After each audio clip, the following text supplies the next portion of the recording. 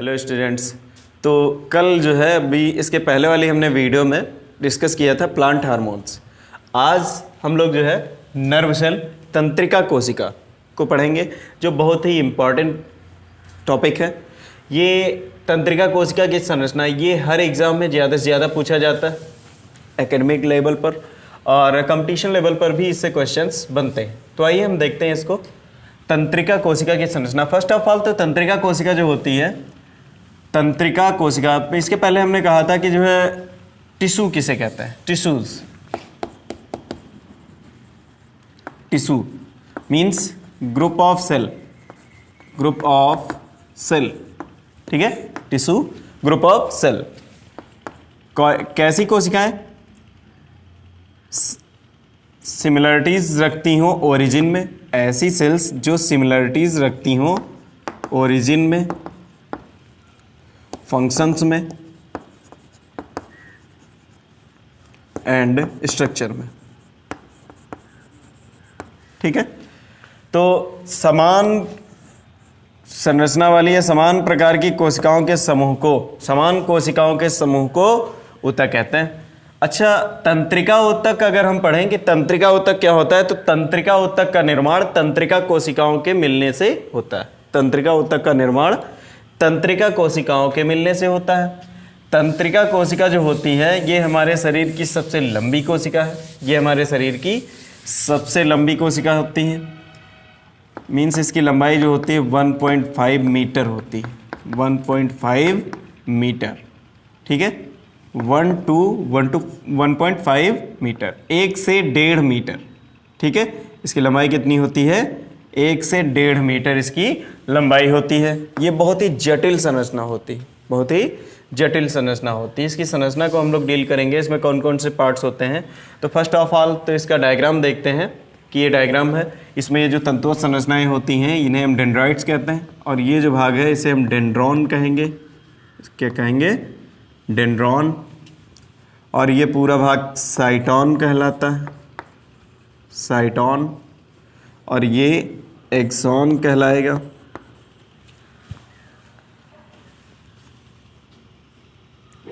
ये न्यूक्लियस होता है। क्या होगा? न्यूक्लियस होता है, ठीक है। और ये निसल ग्रैन्यूल्स होते हैं।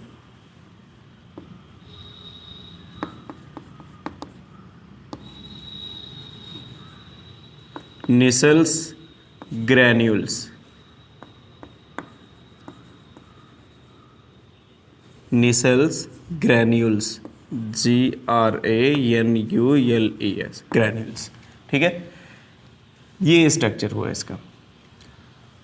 ये जो भाग होता है ये न्यूरिलेमा कहलाता है।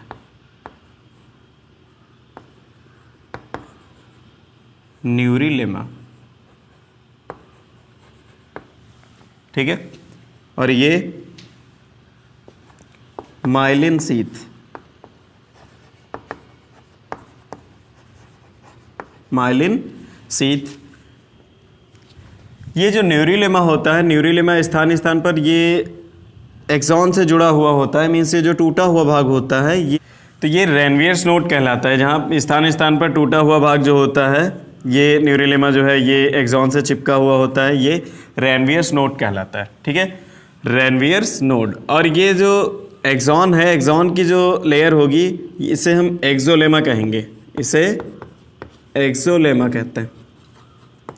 और इसके अंदर भरा हुआ जो फ्लूइड होता है इसे एक्सोप्लाज्म, एक्सोप्लाज्म। और ये सिनैप्टिक नॉब्स कहलाती हैं। ये जो घुंडीनुमा संरचना होती है इन्हें हम क्या कहते हैं? सिनैप्टिक नॉब,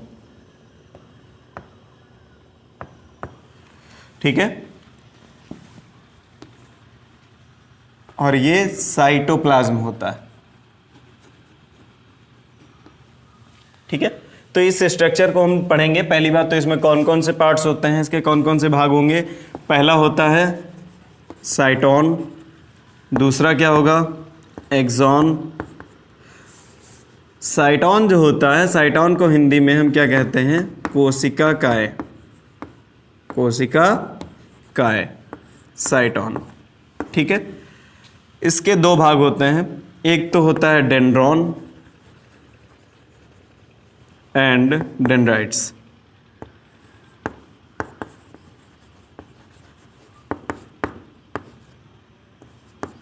ठीक है, या फिर ऐसे देख लें कि ये साइटोन है और दूसरा क्या होता है, इसके दो भाग हो जाएंगे, एक तो डेंड्रॉन होगा, दूसरा एक्सॉन होता है। ऐसे देख लेते हैं, दूसरा एक्सॉन। ठीक है, ये जो एक्सॉन भाग होता है इसके दो भाग होंगे साइटोन के। साइटोन कोशिकाएं से निकले हुए जो छोटे आकार के प्रवर्ध होते हैं उन्हें हम डेंड्रॉन्स या फिर वृक्षाभ कहते हैं, और इससे निकला हुआ एक बड़ा प्रवर्ध होता है, ये पूरा क्या कहलाता है, एक्सॉन या अच्छ तंतु कहलाता है। एक्सॉन या अच्छ तंतु कहलाता है। ठीक है, तो साइटोन भाग जो होता है, साइटोन देखेंगे कि साइटोन कौन सा है, ये यहाँ से ऊपर का जो रीजन होता है ये पूरा साइटोन कहलाता है। ये इसका प्रमुख भाग होता है। ये क्या होता है, इसका सबसे प्रमुख भाग होता है। इसके मध्य में एक केंद्रक होता है, इसके मध्य में एक केंद्रक होता है, और केंद्र के चारों ओर अनियमित आकार के प्रोटीन के कुछ कण पाए जाते हैं जो ग्रे कलर के होते हैं, जिन्हें हम निसल्स ग्रैन्यूल्स या निसल के कण कहते हैं। और इसमें ये कोशिका द्रव्य भरा हुआ होता है। ये साइटोन भाग में ये साइटोप्लाज्म होता है या कोशिका द्रव्य भरा हुआ होता है। कोशिका द्रव्य में कुछ कोशिकांग भी उपस्थित होते हैं। ठीक है, इसके बाद यहाँ से निकले हुए जो छोटे आकार के जो प्रवर्ध होते हैं, इनमें यहाँ पर मोटाई इनकी ज़्यादा होती है, आगे बढ़ने पर मोटाई घटती जाती है। मतलब ये सिरों की ओर क्या होते हैं, सिरों की ओर क्रमशः सकरे होते जाते हैं। यहाँ पर मोटाई ज़्यादा है, जितना सिरों की ओर बढ़ेंगे उतनी इनकी मोटाई क्या होती जाएगी, कम होती जाएगी। ये सिरों की ओर क्रमशः सकरे होते जाते हैं। ये क्या कहलाते हैं, डेंड्रॉन्स कहलाते हैं। और डेंड्रॉन्स के बिल्कुल लास्ट एंड पॉइंट पर यहाँ कुछ तंतुवत या फाइब्रस स्ट्रक्चर्स पाए जाते हैं, जिन्हें हम डेंड्राइट्स कहते हैं। इनका काम क्या होता है, किसी भी संवेदना या किसी उद्दीपन को ग्रहण करके कोशिका काय भाग तक पहुंचाना। इनका कार्य क्या होता है, किसी भी उद्दीपन को ग्रहण करके कोशिका काय भाग तक पहुंचाना होता है। इसके बाद अगला भाग जो होता है वो एक्सॉन कहलाता है। एक्सॉन जो होगा ये कोशिका काय से निकला हुआ समान मोटाई का एक लंबा प्रवर्ध है। समान मोटाई का एक लंबा प्रवर्ध है। इसमें ऐसा नहीं है कि ये सिरों की ओर सकरा हो, ये सकरा नहीं होगा। ये इसकी मोटाई जो होती है वो समान रहती है, जितनी मोटाई यहाँ पर उतनी यहाँ पर, उतनी ही यहाँ पर, बराबर है। समान मोटाई का एक लंबा प्रवर्ध होता है। उसकी लंबाई लगभग बहुत कम होती थी, बट इसकी लंबाई क्या होती है, अधिक होती है। समान मोटाई का लंबा प्रवर्ध होता है, इसे हम एक्सॉन कहते हैं। एक्सॉन भाग में अंदर इसमें बीच में भरा हुआ जो मैट्रिक्स होता है उसे हम एक्सोप्लाज्म कहते हैं, और एक्सॉन की जो लेयर होती है, आउटर लेयर, उसको हम एक्सोलेमा कहते हैं। ठीक है, इसके बाद ये जो एक्सॉन होता है, एक्सॉन या अक्षतंतु के ऊपर तंत्रिका झिल्ली का एक आवरण होता है। ये तंत्रिका झिल्ली का आवरण पाया जाता है। तंत्रिका झिल्ली का एक आवरण पाया जाता है। ठीक है, ये तंत्रिका झिल्ली का जो आवरण होता है, तो इसे हम क्या कहते हैं, न्यूरिलेमा कहते हैं या तंत्रिकाच्छद कहते हैं हिंदी में। इसे क्या कहेंगे, न्यूरिलेमा या हिंदी में तंत्रिकाच्छद कहते हैं। ठीक है, अब ये न्यूरिलेमा और एक्सोलेमा के बीच में, न्यूरिलेमा और एक्सोलेमा के बीच में एक वसीय पदार्थ पाया जाता है। माइलिन नामक वसीय पदार्थ होता है। ये माइलिन नामक वसीय पदार्थ पाया जाता है। ठीक है, और फिर ये जो न्यूरिलेमा है ये स्थान स्थान पर इससे जुड़ी हुई होती है एक्सॉन से। उस भाग को हम रैनवियर्स के नोड कहते हैं। ठीक है, और फिर इसके लास्ट में कुछ घुंडीनुमा संरचनाएं पाई जाती हैं जो सिनेप्टिक नोब कहते हैं इन्हें। ये घुंडीनुमा संरचनाएं जो होती हैं ये दो तंत्रिका कोशिकाओं के मध्य सिनैप्स बनाती हैं या संबंध स्थापित करने का कार्य करती हैं। ठीक है, और ये जो आच्छद है इसमें, ये इसे माइलिन आच्छद हिंदी में कहते हैं या फिर माइलिन शीत कहते हैं। माइलिन नामक वसीय पदार्थ होता है। ठीक है, कुछ ऐसे एक्सॉन्स जिसमें माइलिन नामक वसीय पदार्थ अगर उपस्थित है, जिन एक्सॉन्स में हम ऐसे कह लें कि जिन एक्सॉन्स में माइलिन नामक वसीय पदार्थ उपस्थित होता है, पाया जाता है, उसे हम मज्जा वृत्त अक्षतंतु कहते हैं, उसे हम मज्जा वृत्त अक्षतंतु कहते हैं। अगर माइलिन प्रेजेंट है तो, माइलिन प्रेजेंट होता है तो उसे हम क्या कहते हैं, मज्जावृत्त अक्षतंतु। और अगर माइलिन नामक वसीय पदार्थ जो होता है ये अगर एब्सेंट है, क्या है, अगर एब्सेंट होता है तो उस कंडीशन को हम क्या कहते हैं, मज्जा रहित अक्षतंतु, मज्जा रहित अक्षतंतु। ठीक है, तो ये इसका स्ट्रक्चर होता है तंत्रिका कोशिका का। इसके दो भाग होते हैं, एक तो साइटॉन होगा, साइटॉन जो ऊपर का साइटॉन या कोशिका का भाग होता है, ये तंत्रिका कोशिका का सबसे प्रमुख भाग होता है। इसके मध्य में एक बड़ा सा केंद्रक और केंद्रक के चारों ओर कुछ प्रोटीन के बने हुए अनियमित आकार के कण पाए जाते हैं, जिन्हें हम निशल के कण या निशल्स ग्रैन्यूल्स कहते हैं। और इसके कोशिका द्रव्य में, इस मैट्रिक्स में कुछ कोशिकांग भी उपस्थित होते हैं। यहाँ से इसमें प्रवर्ध जो निकलते हैं, ये छोटे आकार के प्रवर्ध निकलते हैं जो सिरों की ओर क्रमशः सक्रिय होते जाते हैं। इनका क्या काम होता है, ये किसी भी उद्दीपन को बाहर से तंत्रिका काय तक या कोशिका काय तक या साइटॉन भाग तक पहुँचाने का कार्य करते हैं। ठीक है, और फिर वही जो आवेग होता है, जो भी उद्दीपन होता है, उसको अक्षतंतु जो होता है या एक्सॉन जो होता है, वो एक तंत्रिका से दूसरी तंत्रिका तक पहुंचाने का कार्य करता है। ठीक है, ये एक्सॉन जो होगा ये समान मोटाई का एक लंबा प्रवर्ध होता है और इस पर जो है तंत्रिका झिल्ली का आवरण पाया जाता है। ठीक है, तो ये स्ट्रक्चर है इसका तंत्रिका कोशिका का। तो अभी तक हम लोगों ने जो है स्ट्रक्चर ऑफ न्यूरॉन को पढ़ा है। अब देखते हैं types of neuron. Types of neuron means तंत्रिका कोशिका के प्रकार। तो फर्स्ट टाइप जो होता है जिसे हम कहते हैं सेंसरी न्यूरॉन, सेंसरी न्यूरॉन, जिसे संवेदी तंत्रिका कहते हैं, संवेदी तंत्रिका।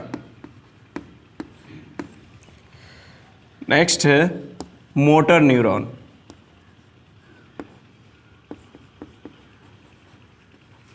मोटर न्यूरॉन या इसको हम हिंदी में कहेंगे चालक तंत्रिका।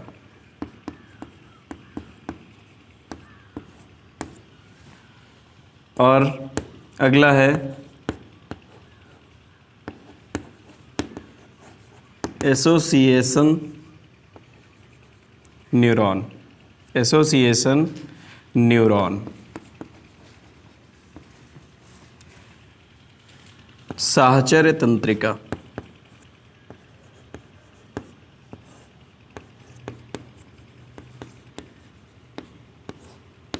साहचर्य तंत्रिका। तो देखिए हम ये तीन प्रकार की होती हैं तंत्रिका कोशिकाएं। पहली होती है संवेदी तंत्रिकाएं या फिर सेंसरी न्यूरॉन्स।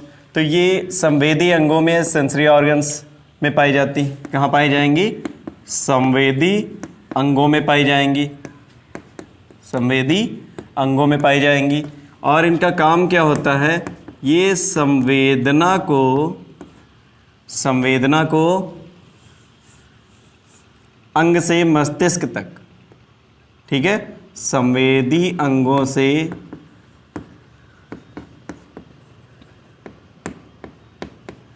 संवेदी अंगों से किसको, संवेदना को मस्तिष्क तक ले जाने का कार्य करती। ठीक है, ये पाई कहाँ जाती हैं, संवेदी अंगों में पाई जाती हैं। और ये संवेदना को संवेदी अंगों से मस्तिष्क तक ले जाने का कार्य करती हैं। अगली जो होती है मोटर न्यूरॉन या इसे हम चालक तंत्रिका कहते हैं। इनका काम जस्ट अपोजिट होता है। जब कोई संवेदना पहुंचती है मस्तिष्क को तो उधर से जब रिस्पॉन्स जो भी आता है वो या प्रेरणा जो आती है वो क्या होती है, चालक तंत्रिकाओं के द्वारा मस्तिष्क से कार्यकारी अंगों तक।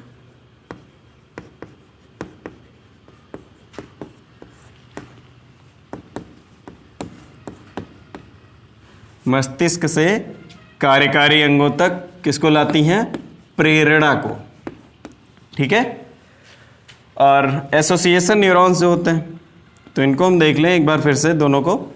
जो सेंसरी न्यूरॉन के संवेदी तंत्रिका जो होती है, ये संवेदी अंगों में पाई जाती हैं। कहाँ पाई जाती हैं? संवेदी अंगों में पाई जाती हैं, जो संवेदी अंगों से संवेदना को मस्तिष्क तक लाने का कार्य करती हैं। ठीक है। अगला है मस्तिष्क से प्रेरणा को लाती हैं कार्यकारी अंगों तक, चालक तंत्रिकाएं। ठीक है। चालक तंत्रिकाएं जो है वो मस्तिष्क से प्रेरणा को कार्यकारी अंगों तक ले जाने का कार्य करती हैं। और फिर एसोसिएशन न्यूरॉन या फिर साहचर्य तंत्रिकाएं जो होती हैं, साहचर्य तंत्रिकाओं का काम होता है इन दोनों तंत्रिकाओं के मध्य, मीन्स संवेदी और चालक तंत्रिकाओं के मध्य संबंध स्थापित करने का। संवेदी और चालक तंत्रिका कोशिकाओं के मध्य संबंध स्थापित करने का कार्य होता है किसका? साहचर्य तंत्रिका को।